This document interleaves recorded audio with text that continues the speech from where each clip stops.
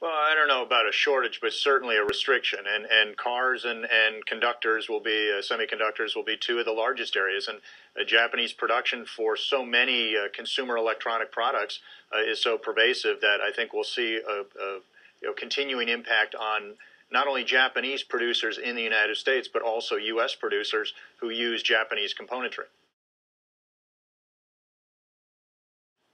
Well, a lot of the manufacturing in the world has been outsourced to China, but China depends on a lot of high-end imports and components from countries like Japan. So the disruption to the global supply chain, even though it is centered on China, is highly disruptive in the short term.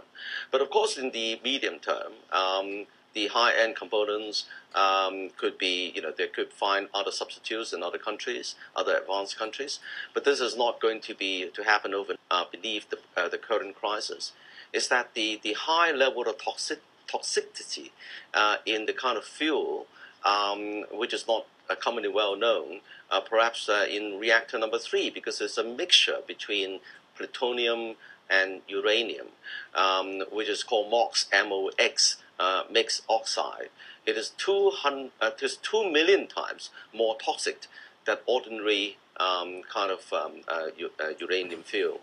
And that's why you see and also the scary thing is that it would not have an immediate impact on the kind of radiation levels. So just measuring the radiation levels would not actually come close to grasping the kind of impact on the kind of toxicity is spreading around the world. So I think that's the medium term. That's very, very worrying. In the long term, of course, in the medium term, oil prices are coming up, and Japan is likely to import more energy.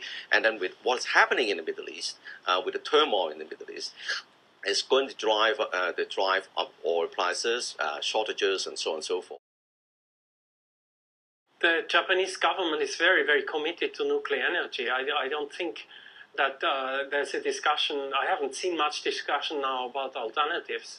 And, like an area of Tokyo needs such a high amount of energy that I can't really see a good alternative to that. One thing which is a bit underdeveloped in Japan, for example, I think is wind power. But I think in the case of nuclear power stations here, we have to also consider that a big part of the plant, which is now in crisis, is 40 years old. It's very, very old, and it was already written off. And I think there will be a very strict review of what led to this accident.